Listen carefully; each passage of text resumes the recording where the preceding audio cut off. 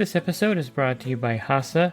Liquid is clearly better. Liquid chlorine is the highest purity, works immediately, has no added cyanuric acid or calcium, and it will leave your pool safe, clean, and clear. And by the Bottom Feeder professional grade battery powered vacuum system. It sucks to clean pools, so cleaning pools sucks less. Get $100 off with code DVB100. This episode is brought to you by Skimmer, the #1 pool service software in North America. With Skimmer, you can streamline your schedule, grow your revenue, and keep your customers coming back with 5-star service. Whether you're a one-person operation or an established team, Skimmer is your partner in success. Visit getskimmer.com/poolguy to try Skimmer for free for 30 days. The Pool Guy Podcast Show. The Pool Guy Podcast Show. The Pool Guy Podcast Show.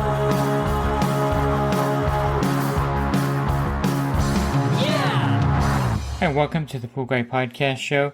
In this episode, I'm going to go over cordless robotic pool cleaners and corded cleaners, how one segment is dominating the market, and I'll also cover the future robotic pool cleaners and go over some tips for them if you have a pool route and the customer wants a robotic pool cleaner. Are you a pool service pro looking to take your business to the next level? Join the Pool Guy coaching program. Get expert advice, business tips, exclusive content, and get direct support. For me, I'm a 35-year veteran in the industry. Whether you're starting out or scaling up, I've got the tools to help you succeed. Learn more at swimmingpoollearning.com. It's interesting to see the growth trend of robotic pool cleaners, and Aquabot was one of the first robotic pool cleaners that had hit the market and kind of dominated.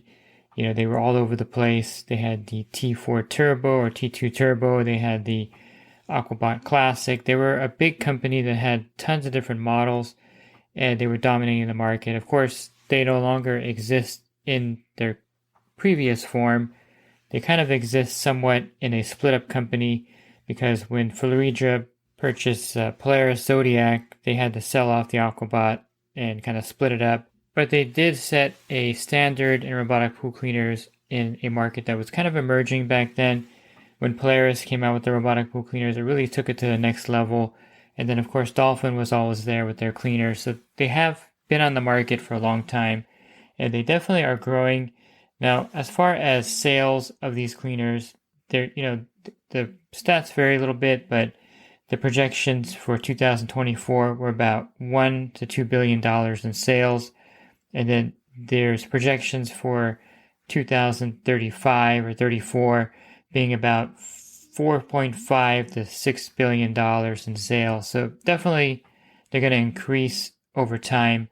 And here in the US, the cordless cleaners kind of dominated the market in 2024 with about 600 million sales, and the corded cleaners made up about 350 million. So almost twice as many cordless cleaners were sold over the corded cleaner.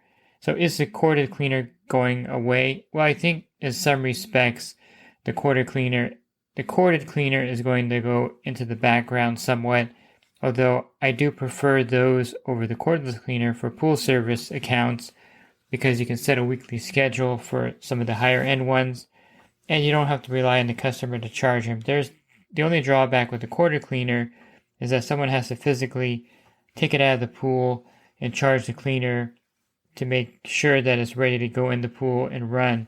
Not a huge deal, but a lot of times if you're relying on the customer to do that, that probably won't happen, and so you're not going to have that cleaner available on your route. So there are some drawbacks to the cordless cleaner. As far as pool service, the corded cleaner is still preferable. Even for a large pool, the corded cleaner is still preferable in some cases, although now they have cordless cleaners with larger battery runtime capacities.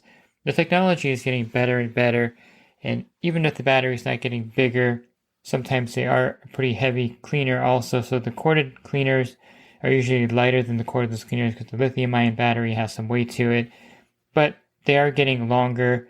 The runtime is getting much longer, like the Dolphin Liberty 600 has a 4.5-hour runtime, and I'm sure Polaris is working on one that's going to come on the market with a similar runtime, because the competition is kind of making everyone elevate to the next level. You know, no one wants one company to dominate someone else as far as runtime and capacity.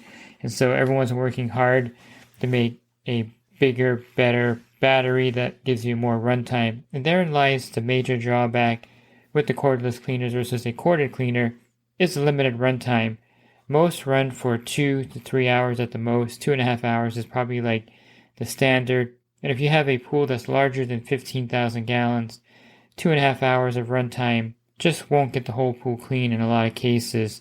So if you have a 20,000 gallon pool and you put a cleaner in there that has a 2.5 hour runtime or even a 3 hour runtime, chances are it's not going to clean the pool entirely in that period of time because it's going to clean the walls as well, the water line and the floor.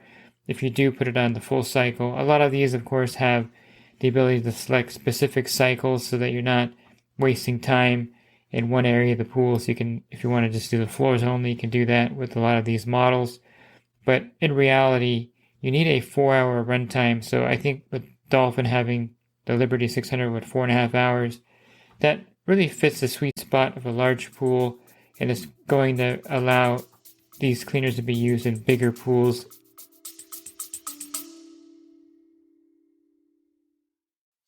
And the Pool Guy Podcast Show has teamed up with UPA to bring you affordable, reliable liability insurance starting at just $64 a month. Get up to $2 million in coverage, and the members of my coaching group get an even lower rate. Protect your business and your peace of mind. Sign up with UPA today by clicking the link in the podcast description. Over time, they're also improving the technology as time goes on. For instance, Polaris has a new Freedom robot. It's very similar to their previous models. There's not a lot of difference, but they do have this function where you can actually tap the top of it with the retrieval hook, and the cleaner will kind of wake up and climb the wall, and you can retrieve it easily. So those kind of little things. They also have, most of them now, you can charge without having to plug them in.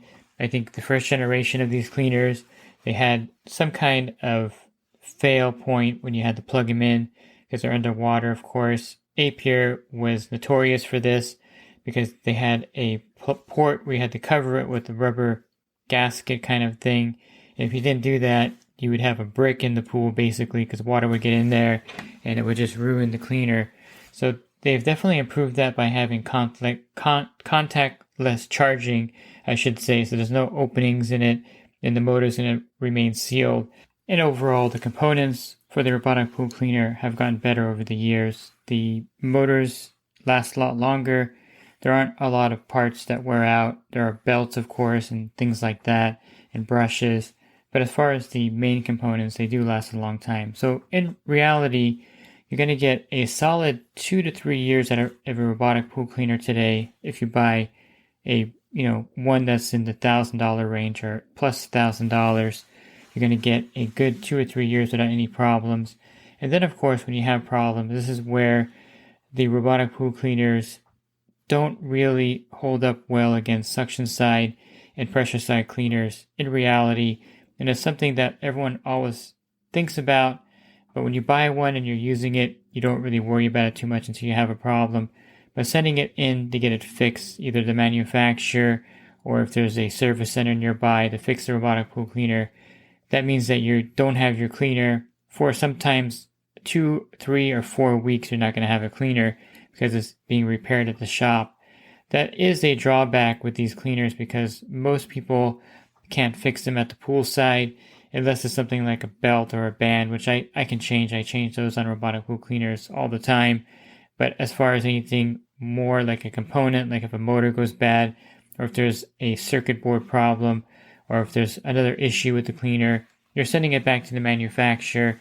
And it's just like anything, when I send something electronic in, a few years ago, I had a Sony camera that I sent in, and they tried to repair it. They sent it back, and then I couldn't get audio to work on it. Then I sent it back in again.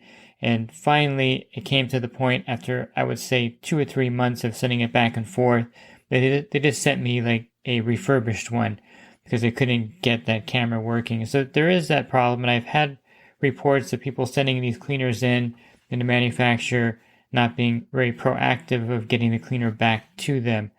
And that's something to have on your radar, because if you have a suction cleaner, of course you can change the parts and get it working within like 20 minutes, and you have a cleaner in your pool again. The pressure side cleaners take a little bit longer sometimes to fix and repair, but all of those are very doable at the pool side.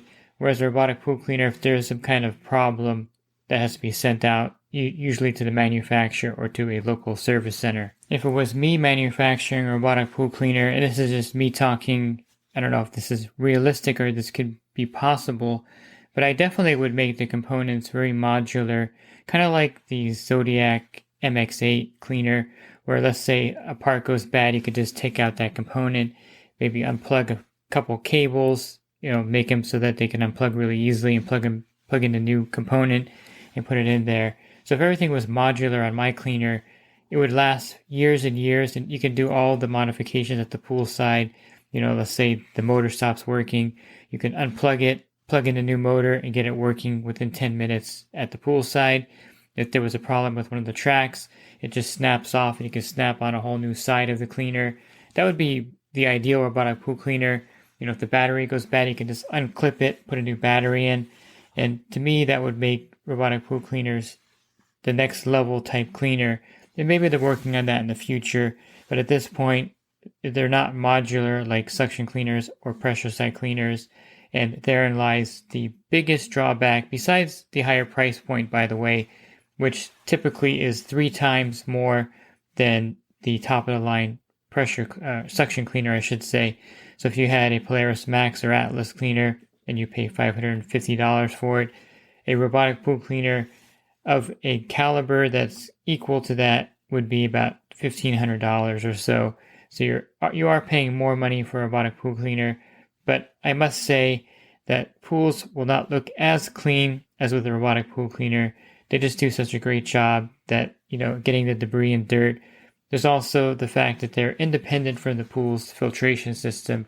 This is a big bonus or a big plus in a lot of cases, because if you don't want all the dirt going into the pool filter, it's going to, of course, give you better filtration, because all that dirt's not going into the filter with a suction cleaner. It's also going to allow you to clean the filter less in a lot of cases, because all the dirt is self-contained in the robotic pool cleaner itself. And if you get something like a dolphin cleaner, where it filters down to about 15 or 20 microns, it's going to filter just as good as a cartridge pool filter. It's going to filter better than a sand filter. And Polaris does have a kind of sand silt canister as well that filters down to very similar levels. And so you don't need to really worry about having a suction cleaner to get the dirt out, because robotic pool cleaners with some capacity, iPair makes one now that gets down to 3 microns, which is great because that's very similar to a D filter, and you don't have to worry about your filter getting clogged up with dirt. So another advantage of the robotic pool cleaner is that you don't have to worry about it being connected to your system. Now with the cordless robotic pool cleaners, it does give that pool just that clean look, and a lot of people like that. They don't want the hoses in the pool from a suction cleaner or a pressure cleaner, and the cordless cleaners definitely give you that look that there's nothing in the pool. Basically, you spend $120,000 on a pool, $150,000, and you have this hose in the pool all the time. A lot of customers don't like that, and so the robotic pool cleaners definitely have that advantage over the suction cleaners or pressure cleaners. It's interesting that Pentair is discontinuing a lot of their suction cleaners, the creepy crawly, and all of the, I think they're the great white and the sand shark. They're all being discontinued because I think the suction cleaner market is being impacted by the robotic pool cleaner market out there, and it's going to be where the robotic pool cleaners will eventually dominate the market like they do in Europe right now. And it's something to keep your eye on, because you have to eventually start selling these to your customers if they want them. A lot of people want robotic pool cleaners because they are the next level in technology and cleaning, and people like the aesthetic factor of having a cordless robotic pool cleaner as well. Even though suction side cleaners still dominate my area here in Southern California, they are definitely lagging in sales to robotic pool cleaners. Some stats show that robotic pool cleaners have about 50% of the market, where suction side cleaners have about 25% of the market. And I can see that because most pool stores now will have the robotic pool cleaners out front and center, and they're definitely selling more of those than the suction cleaners. And I think the trend is definitely the robotic pool cleaners are trending up in the market, and suction cleaners are just holding steady right now in this market. I really do prefer them still on my pool route because you don't have to rely on the customer, and that's the biggest thing and the biggest issue with the robotic pool cleaners that are cordless. Again, I mentioned earlier, someone has to charge it, and that's the customer and not you. You're not at the house to charge it. And the corded cleaners definitely are still a preference. I like the Polaris Alpha IQ because you can put it on a cycle for the whole week, leave it in the pool, and it acts very much like a suction side cleaner during the week. But suction cleaners definitely dominate my market because it's one of those things where they're in the pool all the time and you don't have to worry about the customer putting them in and charging the suction cleaner. They don't need to be charged, and it's a more convenient cleaner for pool service. So I always gravitate towards selling the customer a suction cleaner, and I kind of talk them through the drawbacks. They're like, well, what happens if they use my pool? And I show them how to unplug it, and they can even leave it in the pool in a lot of cases if they just pull it over to the side and maybe put a few hoses on the deck and leave the head of the cleaner dangling in the pool. I've showed them how to do that as well. To me, the pools here aren't used as much as maybe some other areas, so it's not a huge drawback to have a suction cleaner. And it's, again, better for pool service because the customer is out of the equation in most cases. Will one day all the cleaners in pools be robotic pool cleaners? I think in some respect they will be all robotic pool cleaners maybe in the future. And I think we're heading that way with the cordless cleaners. Once the cordless cleaners can self-charge themselves, come up to an area in the pool, maybe a docking station. There's a few robotic pool cleaners that are being made right now overseas that kind of do that, but technology isn't quite there yet. But if you can have an on-deck, like on the coping, put like a charging station, and a robotic pool cleaner can float and get close to it, maybe not even have to attach to it to get the charge, that'd be great. And then it would just go back down to the bottom and clean again. That's probably coming in the future. I don't see why that can't be done and why they can't have a remote charging station for the cleaner. And one of these days that it will happen, or maybe even a pad on the side where it just touches the pad and charges. And then the suction cleaner will be definitely replaced at that point. The only thing that you have to do is clean out the canister of the robotic pool cleaner versus a suction cleaner where all the dirt goes into the filter or a canister. And I think that is definitely the future. Not here yet, maybe 5 or 10 years down the road that will be here. And then maybe the suction pool cleaner market will continue to shrink, along with the pressure cleaner market shrinking as the robotic pool cleaner market takes off. But it is the wave of the future, and I would say that you should have the robotic pool cleaners on your radar, and as they keep improving, customers on your pool route will gravitate more towards those over time. Of course, homeowners that don't have pool service definitely will gravitate towards the robotic pool cleaner because then they can put it in the pool, take it out, clean their pool, and that's the factor that is making the growth so strong in the Midwest, East Coast, where people tend to take care of their own swimming pools, where pool service is kind of scarce. The robotic pool cleaner market definitely dominates in Europe, where most of the cleaners are robotic pool cleaners. I think that's the trend because pool service isn't as big there as it is here in America. And it's going to be the future, I think. So you should, of course, have some knowledge of robotic pool cleaners, not to the point where you can repair them, but you should know models, which ones to recommend to your customers. I always like going with the big manufacturers, Polaris, Dolphin. You're not going to go wrong with those. Hayward to some regard. Pentair, unfortunately, never really made robotic pool cleaners. They use a rebranded Dolphin cleaner as kind of their marquee robotic pool cleaner.